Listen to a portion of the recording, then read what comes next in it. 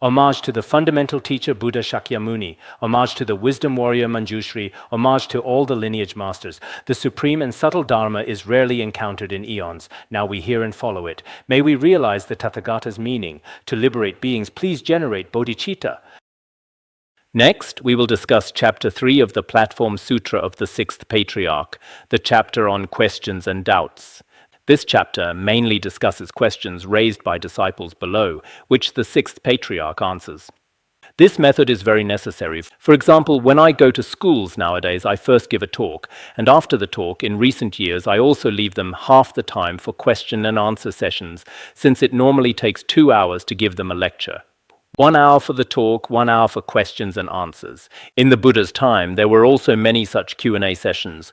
In Tibetan Buddhist history, there were also such practices, including after Dharma teachers finish their classes, there are debates below, questions and tutorials. Han Chinese Buddhism is the same. The Sixth Patriarch in Chapter 1 earlier discussed the causes and conditions, and in Chapter 2 discussed the central theme of the Platform Sutra, which is the chapter on prajna. The Madhyamaka philosophy has already been explained. After finishing the explanation, the Q&A session begins. So, in the future, when we study, contemplate and practice within Buddhist communities, first of all, there should be lectures or talks, classes. This is very important. After that, I hope our Dharma teachers and tutors, in terms of methods in the future, I recently have a new approach. What is it like? For example, tutors don't necessarily have to teach the entire time. The original Tibetan Buddhist tutoring method, I think, could be slightly changed. Might it be a little better? For example, during tutoring sessions, if there's originally 1 hour today, but in that 1 hour the tutor tutors for about 20 minutes, and the remaining 40 minutes are for relevant people to raise questions and interact. In this way, many people have the opportunity to express their doubts. Of course, during this process, some tutors, if their wisdom and eloquence are quite good, they can answer each question one by one. But if they haven't had much training in this area, they may not necessarily be able to answer. But if the tutor can't answer, some other people can respond. Even in Q&A sessions in Western countries nowadays, not everything gets fully answered. Sometimes the question is just raised and everyone discusses it together. And tomorrow, if there's reference material available, some questions can be answered then. There are also such situations. This is also very necessary. Otherwise, if a Dharma teacher speaks for an hour and everyone just keeps listening, and the tutor also just teaches, some following the Dharma teacher's content, some not following the Dharma teacher's content, the listeners below might feel a bit. Of course, if someone is particularly slow, you can explain it repeatedly perhaps. When we first started studying and contemplating, it was also like this. After the master taught, a great Khenpo would teach. After this great Khenpo taught, another small Dharma teacher would teach, and after the small Dharma teacher taught, there would be another small tutor teaching. One class would be heard about 3 or 4 times, but this method nowadays in terms of time and other aspects perhaps could be changed a little for the better. Of course, during this process, having some questions, this method should be quite good. Here it says, one day, Prefect Wei held a great vegetarian feast for the master. When the feast was over, the prefect asked the master to ascend the seat. Together with officials, scholars, and common people, they respectfully bowed twice and asked, "This disciple has heard the master's Dharma teaching, which is truly inconceivable. Now I have a few doubts, and I hope the master will be compassionate and explain them for me." After finishing the chapter on prajna earlier, it wasn't on that same day that the Q&A began. It may have been a day or two later or something. One day, this official Prefect Wei held a great vegetarian feast for the Sixth Patriarch, probably not just for the Sixth Patriarch, but for all the people attending the Dharma assembly in the surrounding area. He provided a vegetarian meal. After the vegetarian meal was offered, he began, repeatedly, perhaps in the afternoon or at some time, Prefect Wei asked the master to ascend the Dharma seat. At the same time, there were many colleagues who served together in the court, as well as other scholars and common people, etc. Together they arranged their robes and demeanor properly, their entire clothing, including not like some of us nowadays. Whether asking questions, teaching, or walking, their overall deportment and appearance are not properly arranged. This is actually improper. In Buddhism, neat and clean clothing is very important. After bowing repeatedly at that time, he asked this question. This disciple has heard the master, The Master refers to the Sixth Patriarch. What you taught earlier in Chapter 2, the chapter on prajna, is truly inconceivable, extraordinarily wonderful, very good. But after you taught the chapter on prajna, this disciple still has some questions today. I hope the spiritual friend will, with great compassion, explain them especially for me.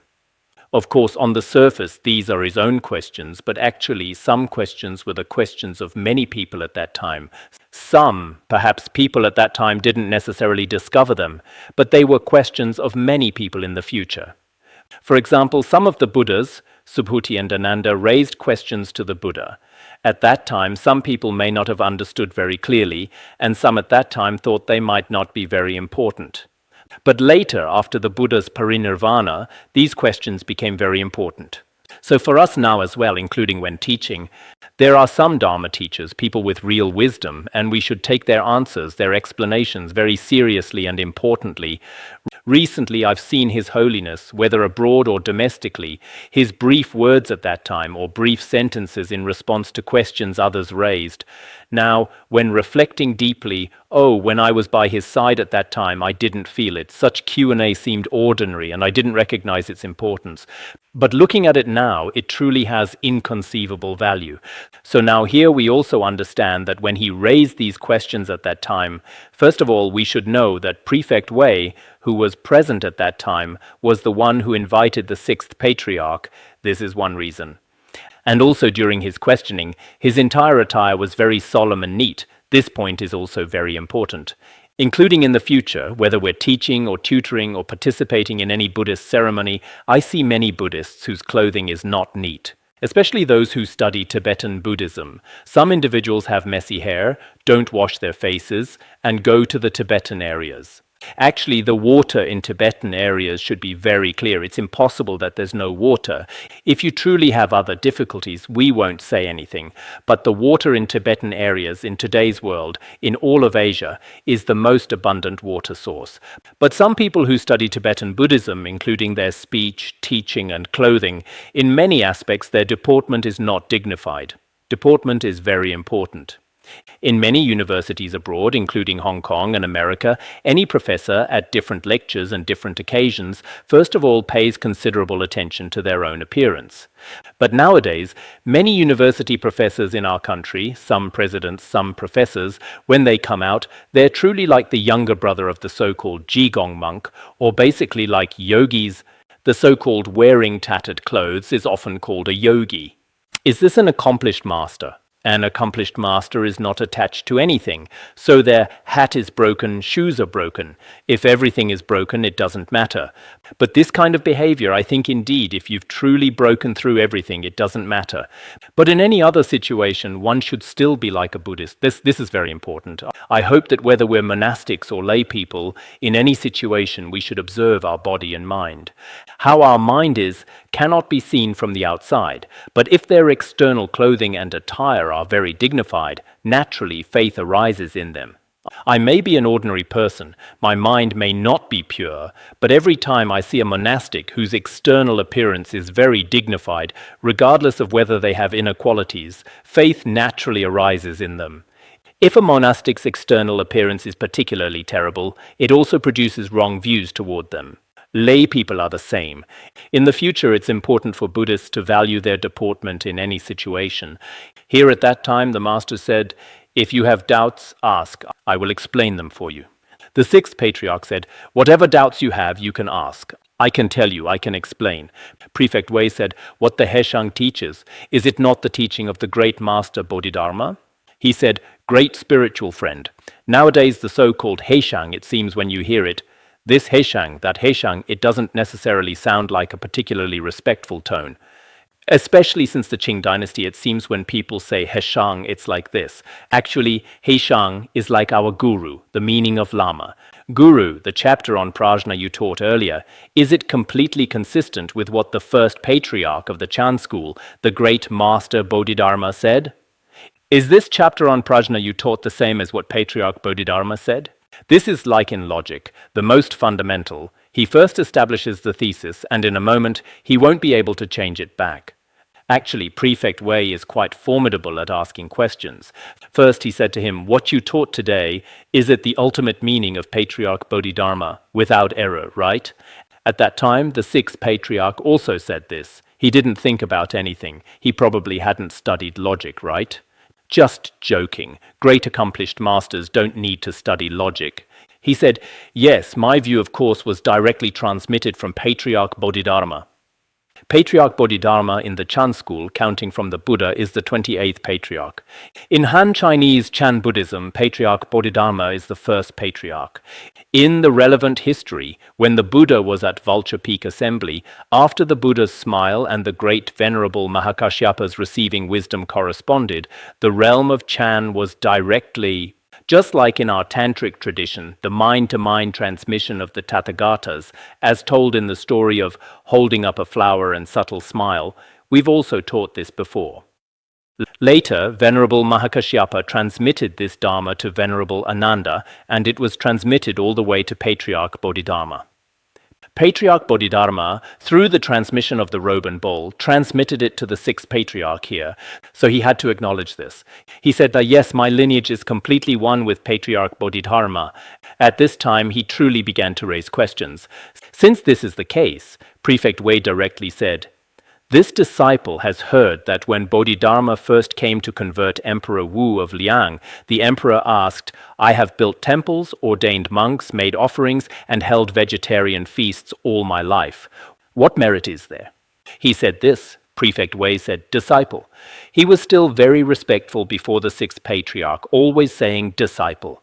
Disciple has heard that when Patriarch Bodhidharma first came to the Han region to convert Emperor Wu of Liang, at that time Emperor Wu of Liang asked Patriarch Bodhidharma. Because Emperor Wu of Liang was an emperor, he generally used Zen to refer to himself. He said, "I, the emperor, throughout my life have built temples and ordained monks." Actually, regarding building temples, some histories say Emperor Wu of Liang built 480 temples at that time. There are various accounts, but this is certainly not all of them. Indeed, he was a great king who was extraordinarily remarkable in propagating the Buddha Dharma at that time. He also established an ordination system for many monastics. It seems there were particularly many people becoming monastics at that time, but later the quality of the Sangha wasn't very good, so the emperor specifically issued ordination certificates. Having such proof was equivalent to today's monastic ID, tulku certificate, or ordination certificate. The ordination certificate was issued to monastics at that time, and they were permitted not to pay taxes. It seems during the Ming and Tang dynasties, ordination certificates were issued in particularly large numbers, and the Sangha was also very flourishing. By the early Qing dynasty, this was basically abolished. This system no longer existed. Later, the Sanghas, originally at that time, for example, if you wanted to become a monastic, you definitely had to take examinations on the three baskets. From Vinaya, appearance, dignified deportment, etc., there were many requirements, equivalent to going to university. There were many systems. This was called the ordination certificate. At that time, Emperor Wu of Liang, on one hand, built many temples. Perhaps you've also seen much of this history, and he was relatively lenient about the ordination system, so there were quite many monastics throughout the country. He also made offerings and liberated life, especially in terms of prohibiting killing and liberating life. He required all Mahayana Buddhists to eat vegetarian food. Vegetarianism has continued from that time until now. So I also often say on different occasions that in Han Chinese Buddhism, what's most worth learning is the vegetarian view. This point indeed, it's been more than 1/500 years from now. Emperor Wu of Liang was born in 464 CE. Calculated this way, it's more than 1,500 years of history. This tradition has made a very great contribution to all of Mahayana Buddhism. Also observing precepts and so forth, copying sutras, building bridges in various places, etc. Looking at all the relevant history of Emperor Wu of Liang, people all called him the Bodhisattva King. There's also such a way of speaking. In this way, what merit is there? He said, "I've done so much, and it seems Patriarch Bodhidharma's master was called Prajnatara. Prajnatara was the 27th Patriarch who transmitted the Dharma to Patriarch Bodhidharma. He required that after another 60 years he could transmit this dharma to Chanasthana, referring to China, the Han region. Patriarch Bodhidharma in India, after his master's parinirvana, stayed for more than 60 years, and when the conditions matured, he came by sea through Guangzhou to the Han region. Initially, he heard that in the Han region there was a great bodhisattva king, Emperor Wu of Liang. With Emperor Wu of Liang, it seems there were also some stories before. When we were in 1998, we specifically performed about Emperor Wu of Liang and Patriarch Bodhidharma. At our academy, we specifically performed about Patriarch Bodhidharma and Emperor Wu of Liang. Regarding this, I'm still quite clear about this story. It seems now all these actors are gone. I see from 1998 until now, it's been more than 10 years. At 20 years, these actors should have a reunion. Originally, the actors from Dream of the Red Chamber had a reunion after 20 years. When Patriarch Bodhidharma first came, at the beginning he met Emperor Wu of Liang. He probably didn't say there was completely no merit, but said this kind of merit: you now observe precepts, build temples, liberate life. These are merit and virtue of the human and celestial realms, not particularly great merit. Later the emperor asked, then what is the deepest ultimate truth like? That is to say, what is the first principle like? Then he said there is nothing. At that time he answered, whether ordinary beings or noble ones, there is nothing. If there is nothing, the emperor was a bit confused, because the emperor mainly practiced virtuous deeds of conventional truth. Now some individual Buddhists every day observe precepts and recite Buddha's name, emphasizing more the merit and virtue of the conventional level. At this time the king said, then who is facing me? Referring to Patriarch Bodhidharma himself. He said, I don't know. At this time it seems the emperor couldn't accept his view. Look at this monk. He doesn't even recognize himself, doesn't even know who he is. What's there to accept about the Dharma he transmits? The conditions between the two of them at that time couldn't work out. Their conversation didn't click. At this time, Patriarch Bodhidharma left him and then went to Shaolin Temple to face the wall for 9 years. Later, Shengguang, who was Huike, received the Dharma and became the second patriarch. At the beginning, Patriarch Bodhidharma directly transmitted the Dharma of ultimate truth. As for King Emperor Wu of Liang, he emphasized the conventional Dharma gate very much. So why do we say we must teach according to the capacity? It's also like this. Some of our Dharma friends, when teaching others, directly teach Madhyamaka, directly teach logic, without observing at all what kind of personality, what kind of capacity, what kind of inclination the other person has. They directly teach them prajna emptiness, free from the 4 extremes and 8 elaborations. They also can't accept it. We've heard that some monastics and Buddhists, toward leaders and Communist Party members, directly say, neither arising nor ceasing, neither coming nor going, neither permanent nor annihilated. The other party is already dumbfounded. What are you saying? They say this is the highest Dharma, what neither arising nor ceasing, neither coming nor going. What neither permanent nor annihilated, what is this? There's no way. Of course, what you're transmitting is the deepest realm of the root stanzas of the middle way. But to someone who has never heard of neither arising nor ceasing, someone without any foundation, if you transmit the highest Dharma to them, it may not necessarily be effective. So why did he at that time? The meaning is, the disciple heard that when Patriarch Bodhidharma was converting Emperor Wu of Liang, at that time the king asked, I've built temples and done these meritorious deeds. What merit is there? Patriarch Bodhidharma answered, there is actually no merit. There is no real merit. Then just now, Prefect Wei said, this disciple has not understood this principle. As your disciple of the Sixth Patriarch, I've never been able to figure it out, and I hope the Master will explain it for me. Why, when he built so many temples, observed precepts, made offerings, and supported the Sangha, does all this have no merit at all? I really can't figure it out. Why did he say at that time there was no merit? This principle has troubled me for a very, very long time. I really can't resolve it. What does this mean? The Sixth Patriarch began to answer. Perhaps here, I haven't looked at many commentaries before, and I thought the Platform Sutra should be easy to explain. But now when comparing this question and answer together, perhaps when you teach the Platform Sutra in the future, you need to pay attention. Otherwise, using one's spear to attack one's shield, saying it the other way around, may not be very good. So when I taught the chapter on prajna the day before yesterday, I think it was taught quite well, so you should still refer to it. Yes, I've looked at many teaching materials. They all teach this, including the verse, "The Buddha Dharma is in the world, enlightenment is not apart from the world." Many people quote this, but when they say it, if it's truly the content of the chapter on prajna, I'm afraid many people's methods of explanation are not the Sixth Patriarch's intention. So if the Sixth Patriarch himself heard it, he might not be happy. If we explain it this way, my explanation he should also be satisfied with. Just joking, praising oneself. There's someone below saying this about me. Bodhidharma said, there is actually no merit. This disciple has not understood this principle. I hope the master will explain it. He said, indeed, there is no merit. You also don't need to doubt the words of the noble Bodhidharma and other great masters of the past. Emperor Wu's mind was deluded, not knowing the true Dharma, building temples, ordaining monks, making offerings and holding feasts. This is called seeking blessings. Blessings should not be considered merit. Merit is in the Dharmakaya, not in cultivating blessings. Here he says Emperor Wu of Liang because he had a mundane mind. Didn't we say yesterday that wrong view is worldly Dharma, right view is transcendent Dharma?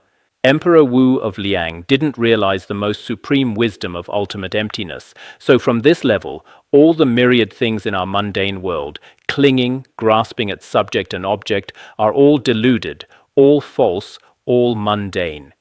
His mind carries wrong views. He fundamentally doesn't know the Tathagata's most ultimate meaning of profound emptiness, wisdom. So from this level, whether building temples, ordaining monks, or making offerings, holding precepts, etc., these are all mundane accumulations that follow the merit aspect, not even counting as true accumulations of merit and virtue, just seeking human and celestial blessings, not held by emptiness, not held by bodhicitta. If you just build many temples, this point indeed, whether in the Han region or our Tibetan areas, many people on the surface say, oh, I'm building temples, I'm printing sutras, I'm now establishing practice centers, etc. Many people say this, but actually, if speaking of prajna emptiness, the principles of true wisdom, if they don't hold it at all, then it's exactly the same. They still fall into wrong views. The level of this kind of wrong view is relatively high. It's not dividing wrong view and right view on the mundane level. Divided from the most ultimate view, it should be wrong view, mundane view. This mundane view cannot completely liberate from samsara, cannot completely attain liberation. So such blessings cannot possibly become truly ultimate merit. This merit here, the union of merit and wisdom, those who have studied Madhyamaka will understand. If one hasn't studied Madhyamaka, indeed teaching the Platform Sutra of the Sixth Patriarch, I think it's quite laborious. No matter how you beat around the bush, tell many stories, relate much history, you probably can't grasp the key point. True merit here is actually in the wisdom of the Dharmakaya, not in seeking human realm blessings. When we now build temples or cultivate monastics, liberate life, recite sutras, practice Chan meditation, whatever merit we do, ultimately it must be held by the wisdom of threefold purity. This point, I think all those studying Buddhism here today, why do many people now in Tibetan Buddhism receive some different esoteric meanings of Buddhism? I think it should be because of the kindness of the great masters of the past. These dharmas have been transmitted down. If we didn't have the instructions of our predecessors, we probably wouldn't understand why they said this. This completely accords with the Buddha's ultimate intention. If we don't understand, we shouldn't think this is just a dialogue between the Sixth Patriarch and Prefect Wei. It has nothing to do with me. Actually, it's not like this. Many of us now, many Buddhists before us, also superficially build temples, superficially do much merit, but if there's no wisdom of threefold purity to hold it, no dedication to boundless sentient beings, actually this kind of merit and virtue also becomes just mundane merit and virtue. It fundamentally doesn't count as true liberating merit. So here, merit and virtue should be explained separately like this. Then below explaining merit and virtue, the Sixth Patriarch has his method of explanation. The Master also said, seeing one's nature is merit, equality is virtue. In every thought without obstruction. Always seeing the true wondrous function of one's original nature. This is called merit and virtue. The Master also said, seeing one's nature is merit, equality is virtue. In every thought without obstruction, always seeing the true wondrous function of one's original nature, this is called merit and virtue. True merit and virtue, this level is relatively high. Normally, for example, in Han region temples, there's a merit box, prostrating before the merit box, offering money, etc. These are also called merit, but this is temporary, a kind of lower merit. True merit and virtue, he separates merit and virtue.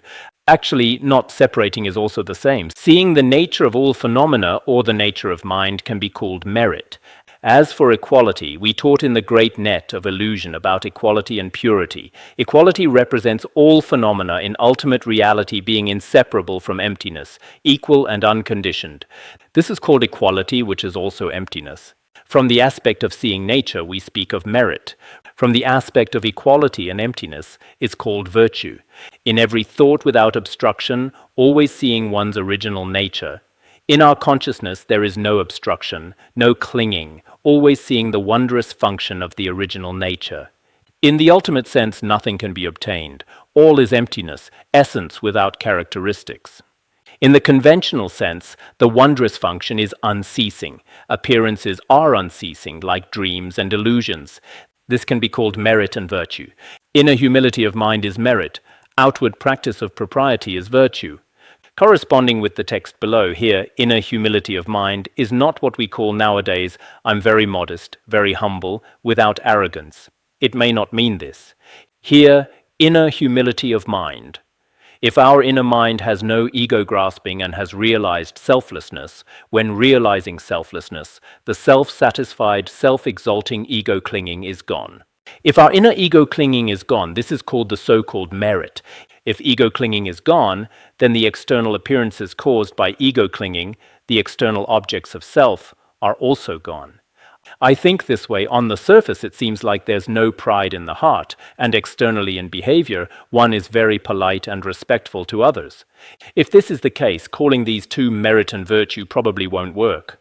Why? Because earlier it said that when the king made offerings and built temples, all this had no merit, yet here having no pride in the heart and prostrating to others every day has merit. Then this is self-contradictory.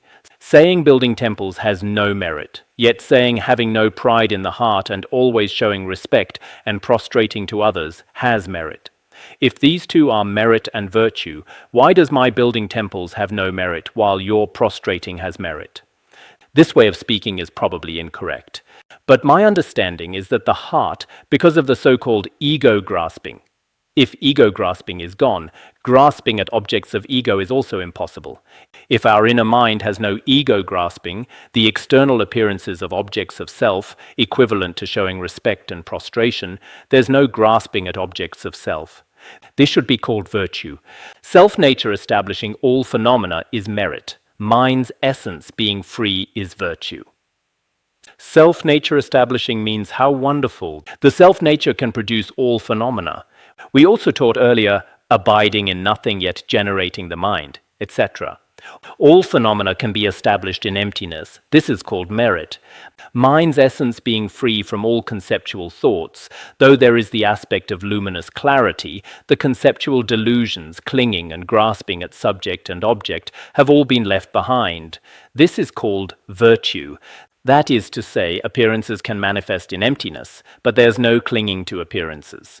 In our secret mantra teachings, there's much about these two, luminosity and emptiness. I think mainly answering the question should be established on the mind dharma, otherwise it seems it cannot become a good answer. Not departing from self-nature is merit, functioning without defilement is virtue. In our lives, actually, the arising of thoughts and intentions, afflictions are bodhi, all phenomena not departing from self-nature is called merit. While it's not departing from life, there's also no defilement whatsoever. Just as a lotus emerges from mud without being defiled, our mind has not departing from self-nature is equivalent to being like space. Though there are clouds and mist in space, the clouds and mist have never defiled the essence of space. In mind as well, in appearances there are phenomena of attachment, aversion and ignorance, but actually these afflictions of attachment, aversion and ignorance have never defiled the mind. This is called virtue. If one seeks the dharmakaya of merit and virtue, just follow this practice. This is true merit and virtue. If we seek the truly inner Dharmakaya of merit and virtue, the Dharmakaya of wisdom, realization of awareness, this can be used as true merit and virtue. If a person cultivates merit and virtue, the mind does not belittle, always practicing universal respect. If we are people who cultivate merit and virtue, the mind has no arrogance, and if the mind constantly has no arrogance, the object realm of self that arrogance manifests is also completely unobtainable. On the surface, it seems the mind has no contempt, and because the mind has no contempt, externally the behavior toward others is also very respectful. But if we say it this way, as I just said, if what we do externally, building temples, has no merit, yet we say having no arrogance in the heart or often prostrating has merit, this probably won't work either. If the mind constantly belittles others, I and mine are not severed, then there is no merit. If self-nature is illusory and unreal, then there is no virtue. If the mind often looks down on others, ego-grasping won't be severed. This has no merit. If we haven't realized selflessness, there's no so-called merit. If we haven't realized selflessness, illusory self-nature, external appearances continuously persist. The phenomena on the side of grasped objects, on the side of objects of self, keep appearing continuously and won't cease. Actually, it's also impossible. If there's no I, there's also no grasping at objects of self.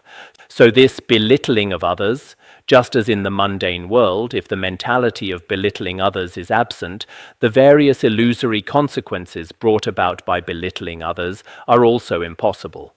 This is called having no virtue, because of one's self-importance, constantly belittling all. The reason is explained, because our ego-grasping is particularly terrible.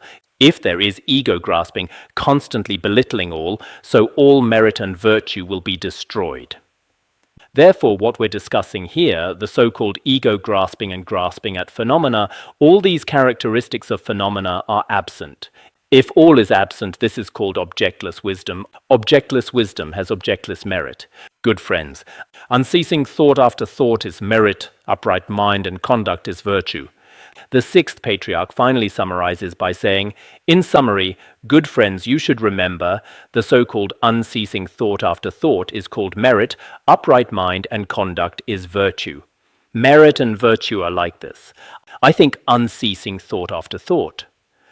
All our conceptual thoughts, without any clinging, their luminosity is unceasing. Just as when explained through secret mantra, unceasing thought after thought, whether we have arising thoughts and intentions, or all mental states and awareness in luminosity, they have never been interrupted. The luminous aspect of Tathagatagarbha has never been interrupted. Then upright mind and conduct, as I mentioned earlier, whether mind or conduct, their essence is upright, equal, empty. From the luminosity aspect, the luminous aspect has never been interrupted. From the emptiness aspect, whether mind nature or conduct, all is upright, equal, of one taste and one essence in emptiness, without any superiority or inferiority, without any unevenness. All is upright. When we previously taught the great net of illusion, we reasoned through the principle of one cause expressed in words, one cause why. Because in emptiness there is one principle. In the non-arising realm of the letter R, there are no characteristics or clinging whatsoever. In the equal state of great emptiness, there is no clinging. This is virtue. Cultivating one's own nature is merit. Cultivating one's own body is virtue. Here, nature, the nature of mind, refers to wisdom. Cultivating the inner nature of one's mind, this practice is called merit. At the same time, in appearances, taming the body, ultimately truly integrating body and mind. This is called virtue, we can say. For example, in our mundane world, merit and virtue. The Buddha's excellent marks are all formed through merit and virtue, but most ultimately speaking, in the ultimate sense, they are unobtainable. Including the Buddha's excellent marks, all uncommon qualities, in the ultimate sense there is nothing to grasp. Good friends, merit and virtue must be seen within one's own nature, not something sought through offerings and donations. Finally, he says, good friends, the so-called merit and virtue must be observed with one's own mind, observing one's own mind, and thus seen, and not obtained through external offerings, donations, building temples, or observing precepts. Are these skillful means and conditions for realizing ultimate truth? Of course, through them one can attain it, but true merit and virtue is established in the mind. Whether the great masters of the Han region or the Tibetan areas, the ultimate teachings should be consistent. So when we practice, we also cannot fall into one extreme. Some of us, in the process of practice, focus solely on emptiness and don't value any virtuous deeds of the conventional level at all. In this way, it's very possible that ultimately, in terms of conventional accumulations of merit, they gain nothing at all. Some people focus solely on conventional merit and virtue, and as soon as they hear about prajna and emptiness, they lose all interest, have no feeling whatsoever. Although superficially doing virtuous deeds is still very good, but even if in the morning we sit for one session and in the evening when we rest, we should also abide in emptiness. Why abide in emptiness? Because emptiness is the essence of all phenomena. This essence is actually the most fundamental cause of our true accomplishment. The day before yesterday, when we taught the three principal aspects of the path, why did we say just having renunciation and bodhicitta is not enough? One must also have non-dual wisdom. If there's no non-dual wisdom, one cannot sever the root of samsara. By the same principle, we later learners should observe repeatedly, does our practice have wisdom to hold it? If there's no wisdom to hold it, indeed completely severing the root of samsara is very difficult. The Chan school is like this, and Dzogchen of the secret mantra is also like this. Some people think that when practicing secret mantra, one doesn't need to contemplate emptiness. It's not like this. Actually, in practicing secret mantra, the highest is the originally pure Dzogchen. In Dzogchen, recognizing what the nature of your mind is like is completely consistent with what is taught in the root stanzas of the Middle Way and the 400 verses on the Middle Way. So Ju Mipham Rinpoche also said, if you want to realize Dzogchen, you must first pass through the ultimate Madhyamaka view. It's also for this reason. Merit and virtue must be seen from the mind, not from external things. Merit and virtue are different from blessings. Emperor Wu did not recognize the true principle. This is not the fault of our patriarch. He said merit and virtue have a great difference from blessings. Of course, sometimes it seems we use merit and virtue together, both in Tibetan Buddhism and Han Chinese Buddhism. But when the Sixth Patriarch answered him here, merit and virtue should have a great difference from blessings. However, Emperor Wu of Liang, although he was a king, also didn't understand this principle. But this is not Patriarch Bodhidharma's fault, because at that time, what he transmitted was indeed not wrong. The highest sudden enlightenment Dharma gate he transmitted was precisely this principle. But at that time, the king, on one hand, probably hadn't realized the most profound Dharma gate, and moreover, he particularly emphasized Dharma gates of the conventional truth aspect. Therefore, nowadays we are also, sometimes when I go to schools, I also have no choice but to teach some relatively simple conventional dharmas. If teaching some, at the beginning, when I taught emptiness at Peking University, I desperately taught Madhyamaka thought, and as a result, it seemed the people below. Of course, the wisdom of these Peking University students is still quite good. You may also be able to see from the questions they asked later, they were quite formidable. But later I discovered that even before university teachers and students, not to mention secret mantra dharmas, even the highest realm of Madhyamaka cannot be mentioned. After mentioning it, they may not necessarily. In current society, there are some things people are relatively concerned about. There are relatively concerned, a few points, and if I talk about these few points every day, students love to listen. Every time I discuss these few questions, everyone opens their eyes wide and becomes very interested. But I also don't want to raise these few questions every day, so I start teaching at another place. But in the process of teaching, I also feel, what do people nowadays emphasize? It's not Madhyamaka emptiness, not attaining liberation. Many people nowadays are concerned about their immediate life, money, marriage, including employment issues. These are what people are very concerned about.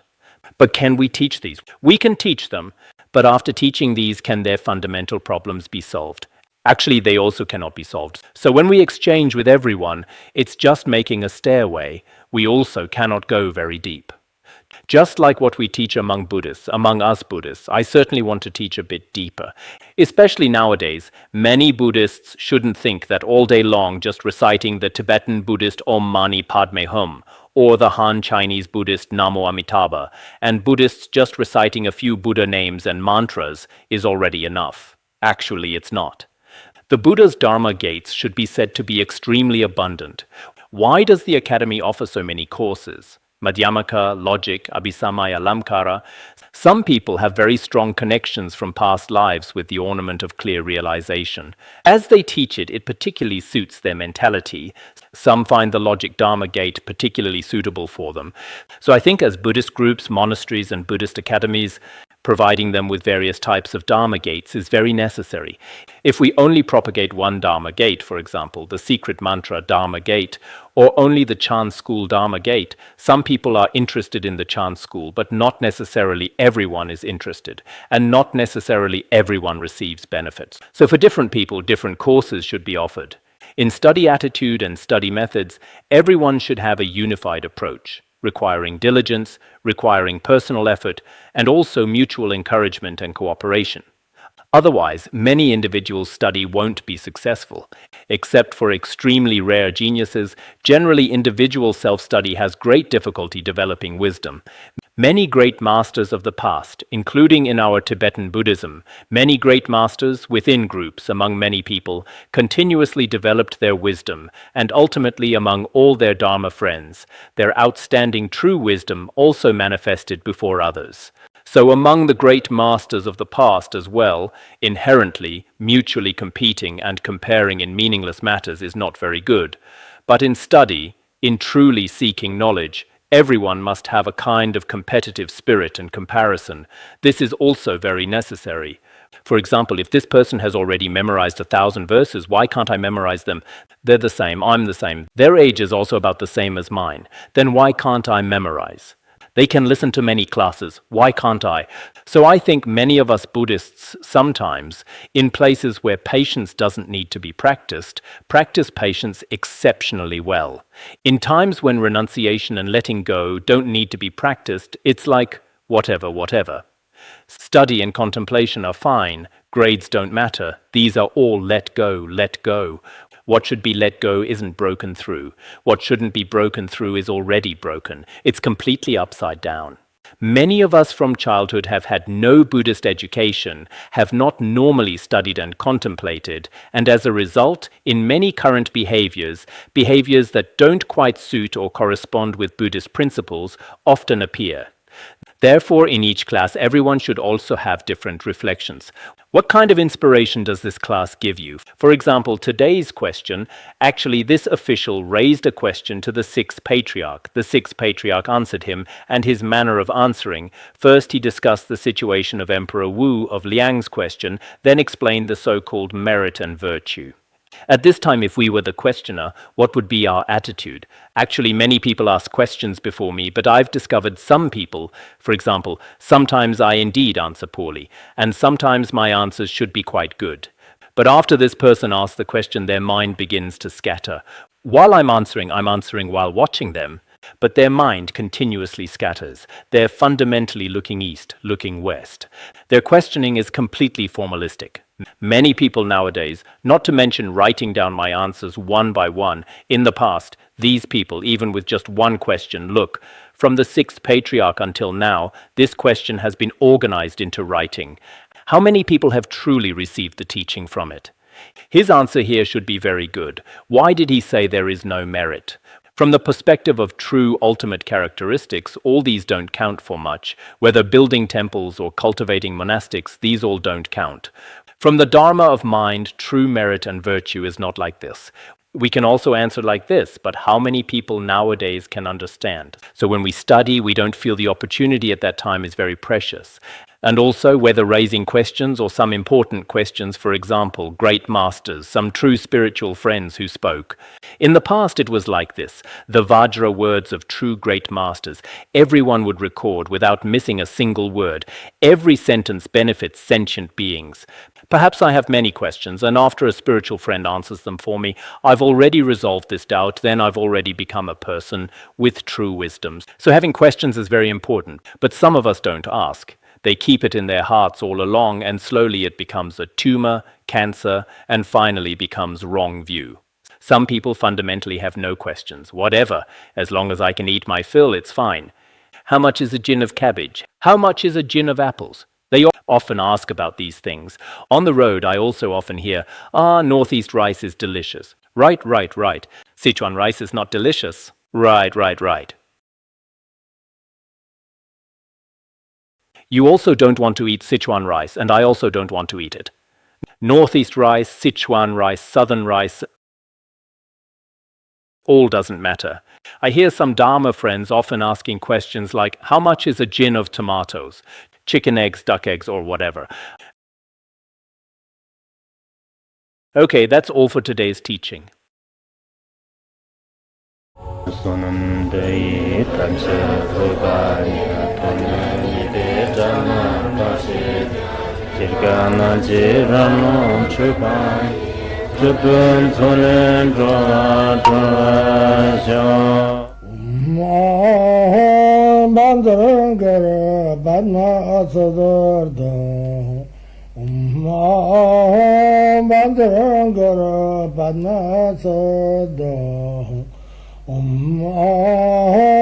Bandara Badma Sodargye